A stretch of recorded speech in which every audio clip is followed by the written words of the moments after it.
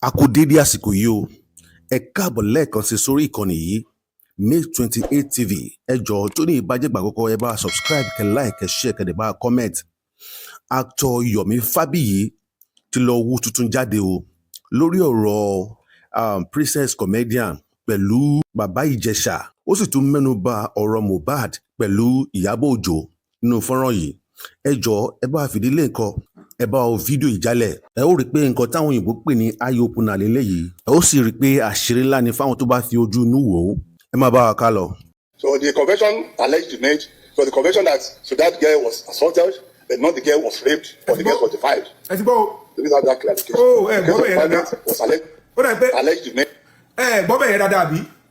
That the confession Baba Ijesha made. Why important to? So the confession that girl was assaulted, but not the girl was raped. Has been sent to the Ministry of Justice. When the legal advice comes now, whatever advice we shall take action.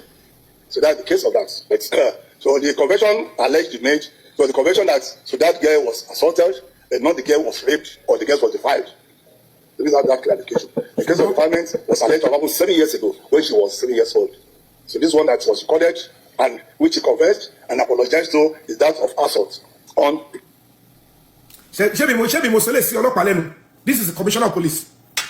Now, if a commissioner of police can come out and say the confession Baba Ijesha made was that he touched the girl, not raping. Now, our investigation, Lagos State work back case law, and that they want Baba Ijesha to be sentenced to life imprisonment. You can see why we were fighting as a human rights organization there. The police would investigate it, said we didn't see anything. He didn't confess to it. No evidence of Baba Ijesha. No evidence, one single evidence or witness. Even Princess herself is not a witness that Baba Ijesha slept with the girl. Kò ní evidence. Kò ṣe kó ń rí kankan. Kò ṣe kó Baba Ijesha jẹ́wọ́. Ta ló wá lo agbára tó ní that Baba Ijesha through Lagos State government should be sentenced to life imprisonment. Now, they now put that up. Why?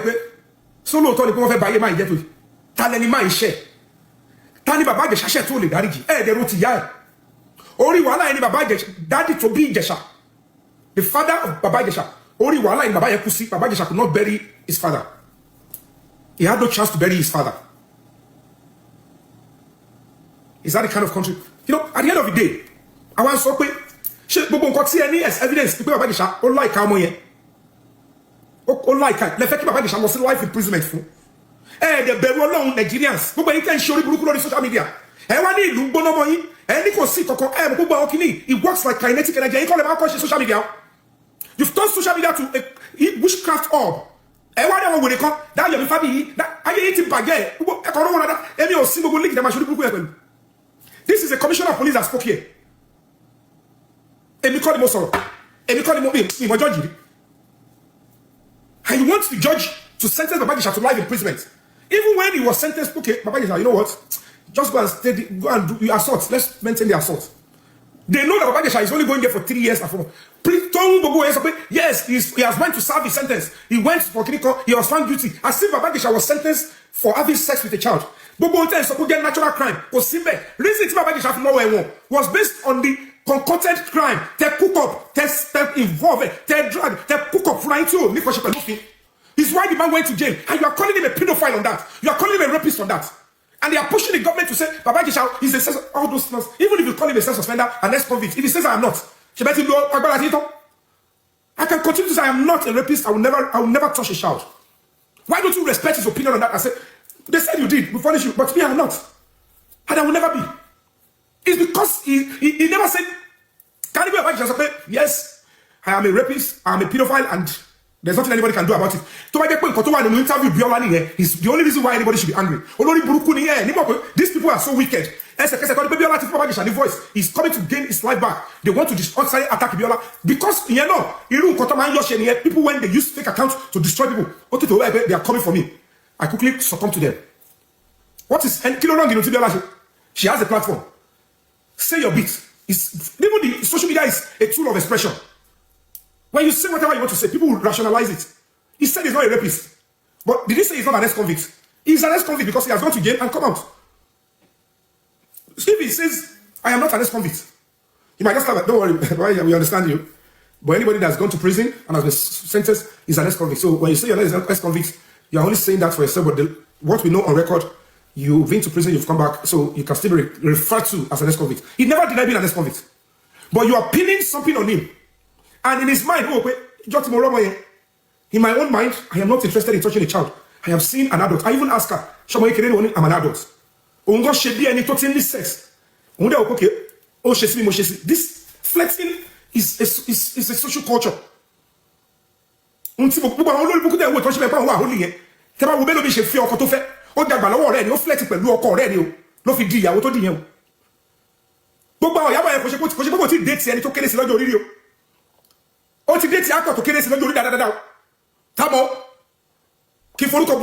For now.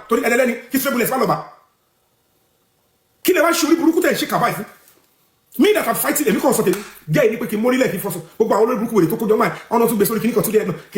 they thought they can destroy me. Me. All of you, let you buy a lot of bless me that. I will kiss Mobahd is Abiamo Lumari, Rumi, Mobahd, Tori Peu Joashofun, Atikurubesi Ori, Sari Mobahd, Tomatuma Musabe Tomamutira. Tomani to hell with millions of Nigerians, to hell with the government of Nigeria, to hell with the police. This girl will never be held accountable. She was arrested, the woman was arrested in November. After the investigation was done. She is said to be complicit, and she's alleged to be complicit, and she has a hand in Mobah's death. One local connection, one from bail. Listen, but when you can protest, you don't even ask him on the case today. Fine, all of us cannot be pursuing the case, cannot follow up. But as a human rights organization, with some justice seekers on TikTok who were pursuing and following up on the case, if the case is here, want to lower Agbara, and it she's already been fingered by even by law, by common sense, and it arrested by any. She's with the power of the likes of once she put it we pushed the case as a human rights organization. We were engaging the police, engaging the rights institution, engaged everywhere, and by the special grace of God, they went to go back into the case, and then she was arrested. She even turned herself in Abuja. She bragged. I won't wait to go to lie, police station. Full no was slippers.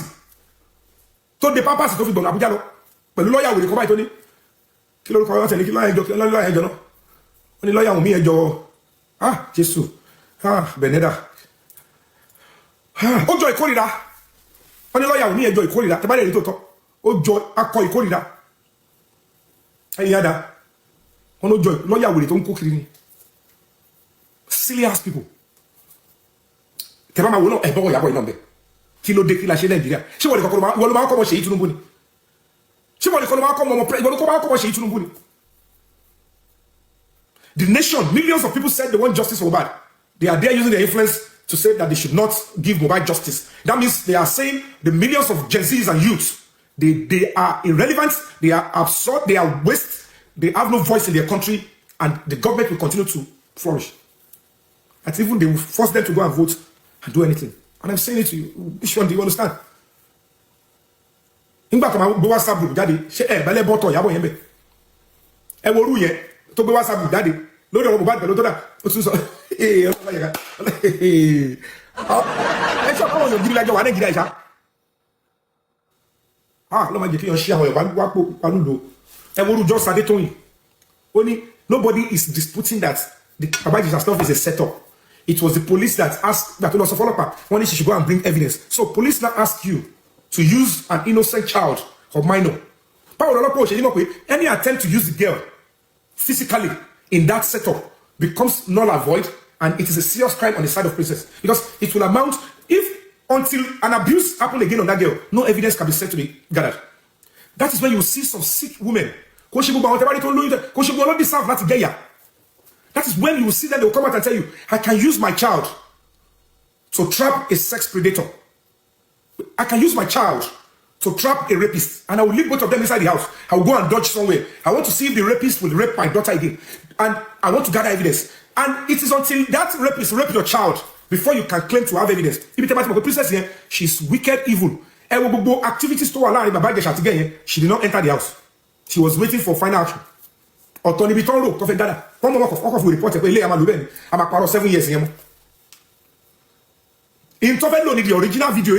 In my ni wọ́n wá pé eléyìí ò lè gbé wa níbẹ̀ tán ẹ jẹ́ ká lo 7-year story. That is why the commissioner said from the onset nowhere no rape allegation of rape was made against him. So see, that is how criminal, how disgusting, how backward these people can be.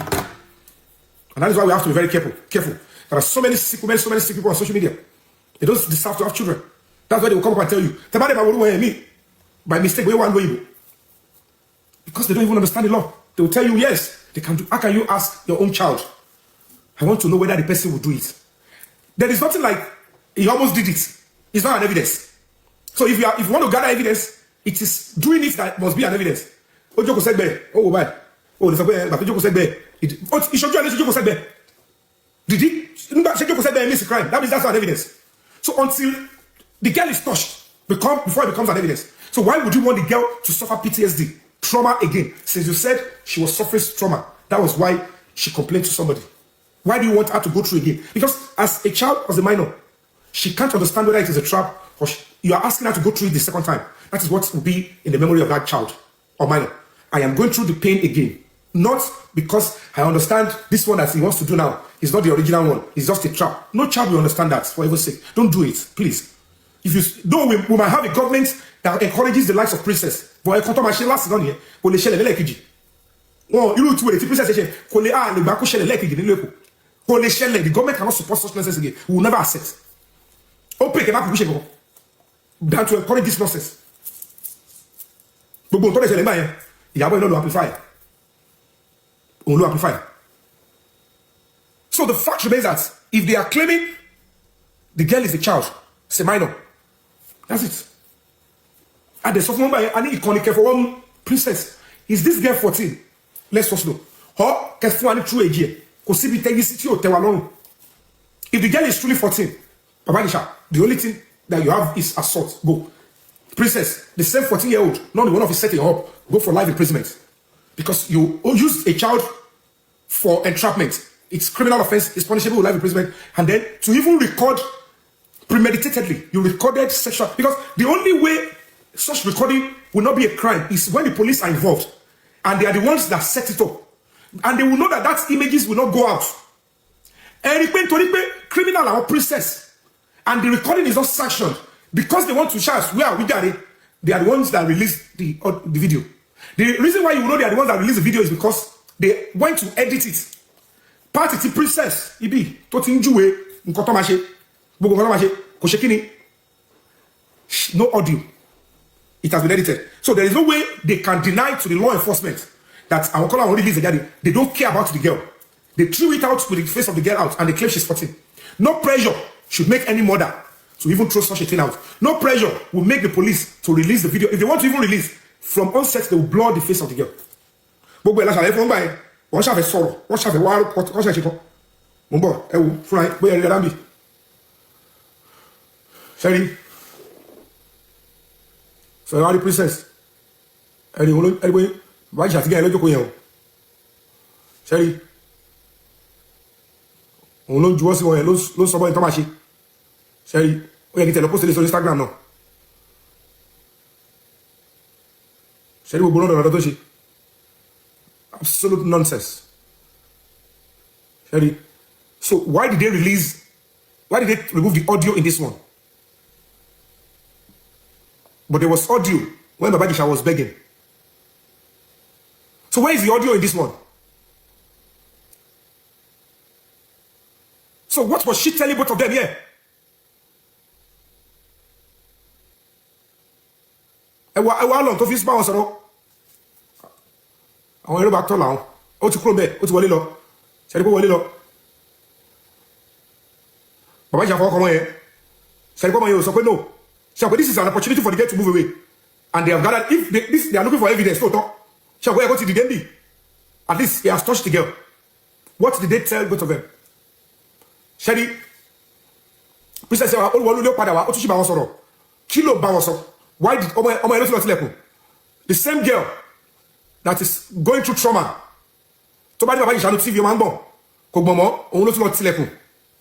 Ṣẹ́rí they stretched his sexual limits. Ọmọ yẹn tún wá padà jókòó ṣẹ́rí pé Baba Ijesha ló tún lọ jókòó sí. So come and tell me which police will accept this? Which mother should go through this? gbogbo time tí wọ́n ṣe wele gbogbo time kan ṣe lè Princess knew that Damola Adekola was having sex with this same girl. Oh, I know it's like a brother to her. As at this time, Princess knew the security of the house is having sex with this girl. She didn't want police to arrest them. She didn't report to police. She didn't take this girl away from them since 2020. This was 2021. And they are telling me that this princess is a genuine complainant and she shouldn't be facing jail time. And then the OJO came for me and said, I am a rape apologist for demanding that princess should be held liable for parental negligence. I can show you a video. It was a quick princess. Let me play our nonsense to you.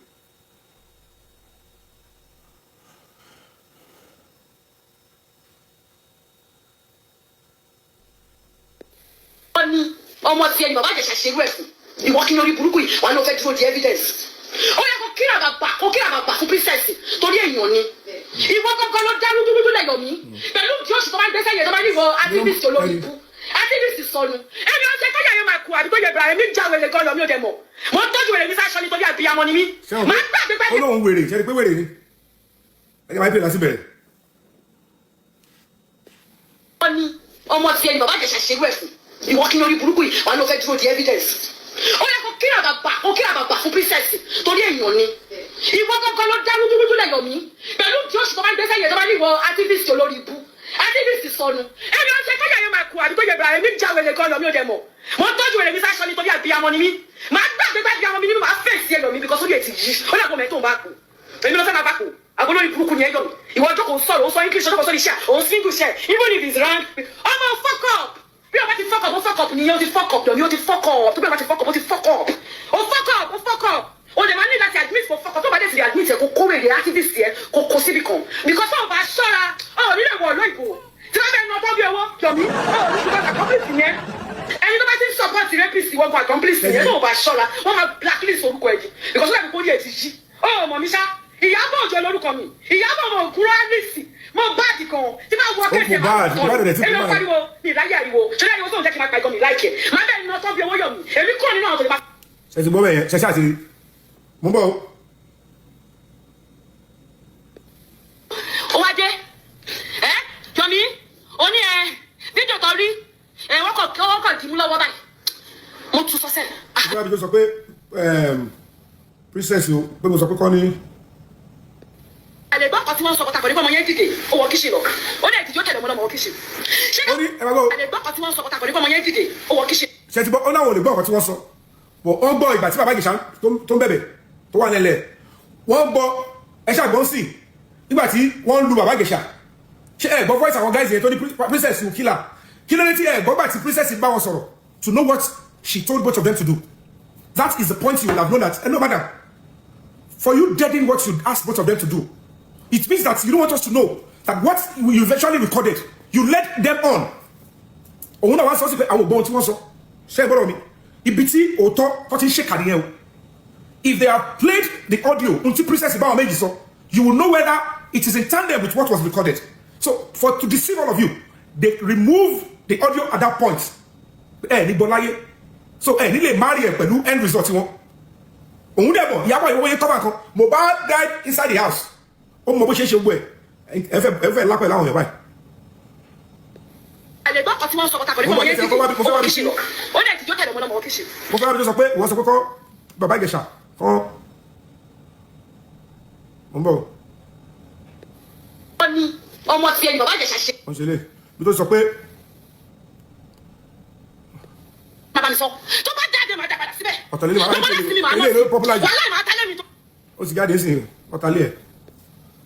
Ó wá dé Yomi ó ní fídíò tó rí wọ́n. Ok ń bọ̀.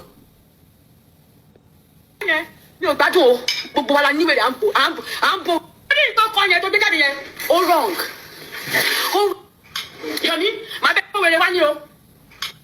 Ó ṣe ọ̀rẹ́ mi à ń bò wèrè wá ní o. Yomi máa bẹ́ẹ̀ náà tán bí owó. Ṣé ó ní nǹkan kan yẹn tó gbé jáde yẹn ó wrong bàjẹ́. Tó o bá dé accept kó wrong wàhálà tiẹ̀ ni. Ó máa bẹ́ẹ̀ lọ́mọ tí ọwọ́ bá lára. Mo fẹ́ wá bẹ̀ fún yín gẹ́lẹ́ bọ́ bí tó sọ pé. Mi ò gbádùn o. lè gbọ́ ọtí wọn sọ pọ̀tàkọ̀ nípa ọmọ yẹn dì bóyá lórí burúkú ni ẹ́ èmi àti ọ̀gá ọmọ ń pa kiri náà ni èmi náà mo ṣe fáìdì sí mi débẹ̀ kí ló dé tó ṣe fẹ́ fáìdì sẹ́ kó tó post kó tó mislead àwọn ọ̀sìn àríkó sẹ́ǹdì ẹ̀sẹ̀ mi náà pẹ̀lú picture ẹ̀kí post mi ìdẹ́ lónìí torí mi ò ṣe yóò fò mi ì ṣe yóò ṣì mi ì ṣe yóò dára dá gbogbo nǹkan lọ́lẹ̀ gbà lọ́wọ́ mi èrè gbọmọ. àti mo sọ gbogbo ni wọ́n wà ìwọ́n fi ẹgbẹ́ mi sójà rẹ̀ Yomi Fábíyì mo fẹ́ kó máa wo fídíò yìí o kó máa kọ́ bá mi sọ fún ẹ kó káàkiri. ṣé ní gbogbo rọ́bìṣì bóyá pé mi ṣé mo ya wèrè pedophile ló ṣe gbá gbogbo àwọn evidence lam mo kó lọ court against ẹ̀sìn so ti yẹn she is the first aggressor mo fẹ́ rábìdó tó ti sọ fún mi pé èmi sọ pé princess should be charged for parental negligence why would you even attack me because of that ẹ máa gbọ́ fúnra yín o. gbọ́ ọ̀rọ̀ torí wọ́n ló yin sọ́ọ̀bù ẹlẹ́ sí o ẹjọ́ kí ló ṣẹlẹ̀ ọkẹ́ wa gbọ́ bá àti mo sọ gbogbo ni wọ́n wà ìwọ́n fi ẹgbẹ́ mi sójà rẹ̀ Yomi Fábíyì mo fẹ́ kó máa wo fídíò yìí o kó máa kọ́ bá mi sọ fún ẹ kó káàkiri kó wá gbọ́ ọ̀rọ̀ torí wọ́n ló yin sọ́ọ̀bù orí ẹ̀ ti yíyọ̀ mi ní fídíò nígbà tí wọ́n gbọ́ ọ̀rọ̀ tí wọ́n release statement ṣé tó bá dé pé ní tòótọ́ bàbá Ìjẹ̀ṣà ò ṣe anything tí wọ́n release statement ẹ wá gbọ́ bàbá ní kẹ́ gbọ́ bàbá ní bàbá ọ̀rọ̀ wọ́n á kọ òyìnbó torí mi ọ̀rẹ́ mi máa tẹ̀ padà wọ́n á kọ òyìnbó fòun kọ òyìnbó sọnù ìwọ́n sọ pé pẹ́pẹ́ sí o ẹ̀ka ní sùúrù náà kàtó wá dábọ̀ sí ẹ ní bàbá ṣe gbọ́dọ̀ sí ó ní mo ní ka ní sùúrù ẹni bóyá ń destroy orúkọ mi gbogbo yẹn ó ní mo ní ka ní sùúrù ẹjọ kí ló bá nínú pé they should be patient let the police do their job.